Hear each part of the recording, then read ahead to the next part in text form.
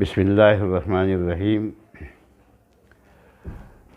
زاہد خان صاحب نے سوال کیا ہے کہ جو 5-6 دن ہو گئے اور ایک واقعہ پیش آ گیا تھا اسٹیج پہ، اور اس نے بہت ہی بدنما شکل اختیار کر لی، اور جو باتیں اس میں مولانا محمود صاحب نے اور کچھ باتیں شاید مولانا ارشد مدنی صاحب نے بھی کچھ غیر متعلق تھی وہ سب باتیں۔ اصل جو ان کا جو اجلاس ہوتا ہے جس کو ادھیویشن کہتے ہیں وہ چل رہا تھا، اور اس میں معزز قسم کے غیر مسلم صاحبان کو بھی مدعو کیا گیا تھا، اور جے این منی اور دوسرے اور مذاہب کے لوگ، تو ان کو بھی مدعو کیا گیا تھا تاکہ یہ ظاہر کریں کہ ہم یگانگت ہے، آپس میں قریب ہیں ایک دوسرے کے، یہ ثابت کرنے کے لیے یہ سب کیا گیا تھا۔ لیکن بہت ہی افسوس کی بات ہوئی، اور یعنی کیسے ایک تلخی والا واقعہ ہو گیا، وہ قریب ناممکن سا تھا جو کہ ہو گیا کہ مولانا محمود صاحب نے ایسی بات چھیڑ دی اپنی بات کے اخیر میں کہ ہم اصلی ہندوستانی ہیں، اور اسلام سب سے پہلے ہندوستان میں آیا، اور اللہ کے سب سے پہلے پیغمبر اور آدم ہندوستان میں ہی اترے، تو ہم اصلی پہلے ہمارا ہے وطن پہلے۔ یہ باتیں اور کچھ اور بھی تلخ ٹائپ کے جملے تھے۔ پھر یہ سب ویڈیو میں نے سنے، ڈائریکٹ بھی سنا، تو اس کو بہت سے یہ کہ عام مسلمانوں کے ذہن میں کچھ غلط باتیں پہنچ گئی ہیں۔ وہ تو مسئلہ اس طرح حل ہو گیا ایک طرح سے کہ انہوں نے بہت ہی دانشمندی کا ثبوت دیتے ہوئے انہوں نے معافی مانگ لی۔ ایک بڑا انسان جو پوری قومی زندگی میں رہ رہا ہو، اور بہت ہی پازیٹیو سب یہ طریقے سے کام کرنے والے لوگ ہیں، تو انہوں نے معافی مانگ لی۔ انہوں نے یہ کہا کہ ایک بار نہیں، میں 1000 بار معافی مانگنے کے لیے تیار ہوں، اور ہم لوگ جو ہے اس کو ذہنوں سے نکال دیں۔ لیکن پھر ایک ٹی وی چینل پہ وہ ساتھ میں ایک جملہ یہ بھی بول دیا کہ اگر نہیں صلح ہوتی ہے تو پھر ہم ڈیبیٹ کے لیے تیار ہیں۔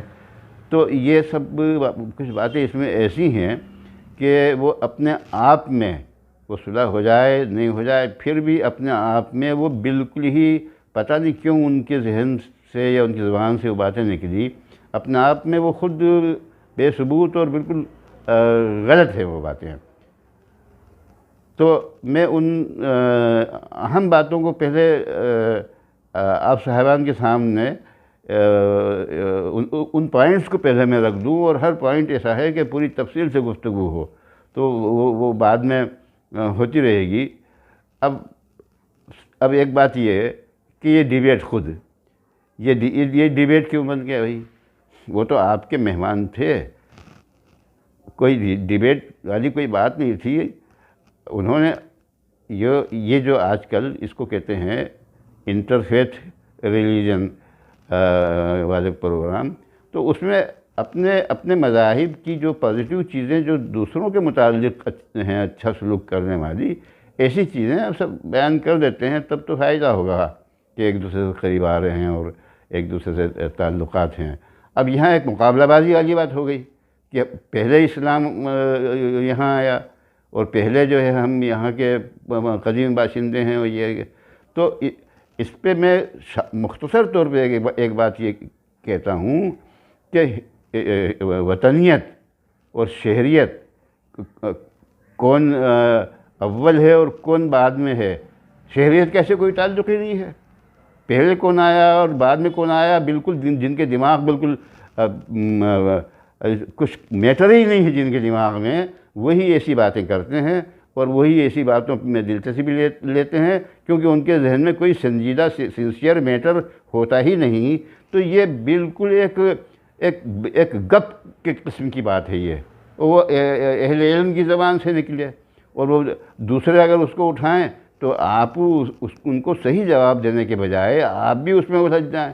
اس کا آج کے دور کے حساب سے دیکھا جائے گا نا بھائی، پہلے تو سب جگہ سب لوگ آتے جاتے تھے، نہ کوئی پاسپورٹ تھا، نہ ویزا تھا، کچھ نہیں تھا، بالکل کم آبادی تھی، بڑے بڑے ملک تھے، اور جہاں چھوٹے کسی آئی لینڈ میں کوئی آباد ہو گیا تو بس وہ ان کا وطن ہو گیا، کوئی بڑے ملک میں دھیرے دھیرے جاتے رہے تو وہ سب کا وطن ہوتا چلا گیا، وہاں کے لوگ ان کو ایکسیپٹ کرتے چلے گئے، ان سے معاملات کرنے لگے۔ کسی نے کوئی آج تک پوری ہسٹری میں کوئی بتلا دے کہ آنے والے کسی سے پوچھ کے آ رہے ہوں، دھیرے دھیرے دھیرے دھیرے روزی روٹی کی تلاش میں، یا کہاں اچھی زندگی گزر سکتی ہے، اس طریقے سے ایک ملک دوسرے ملک میں گئے۔ امریکہ کی ابھی ایک تازہ مثال ہے، پرانے قدیم امریکیوں سے کیا ان کو پوچھنے کی ضرورت پڑی کیا؟ گئے، بھیڑیں بھی ہوئیں، ہوتا ہے شروع میں، پھر وہ سب مل مل کے رہے، اور انہوں نے ان سے جانے والوں سے زبردست فائدہ اٹھایا، اور وہ اب پوری زندگی کی قیمتی چیزیں اور راحت کی چیزیں یہ نئے امریکہ سے پرانے امریکیوں کو مل رہی ہیں۔ تو اب یہ ان کو شہریت دیں گے، وہ کہیں گے کہ سب نکلو، تم سب نکلو، تم یورپ کے دوسرے حصوں سے آئے ہو۔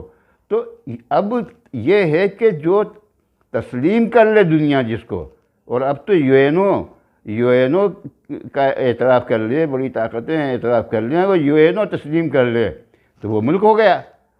تو ہمارے یہاں تو یہ بھی مسئلہ نہیں ہے، ہندوستان میں تو یہی مسئلہ نہیں ہے۔ ہندوستان کے مسلمان کا پورا یعنی کہ اتہاس ہی ایک نیا ہو گیا۔ پہلے کون آیا، کب آیا، کیسا آیا، وہ بات ختم ہو گئی 47 کے بعد۔ 47 کے بعد تو نیا ایگریمنٹ ہوا ہے نا۔ جب مسلم میجارٹی والے علاقے دو قومی نظریے کے تھے، اور مذہب کو انہوں نے قومیت کی بنیاد بنایا، اور جس کے ہم سب خلاف تھے، ہمارے بزرگ خلاف تھے، خود جمعیت علماء والے خلاف تھے۔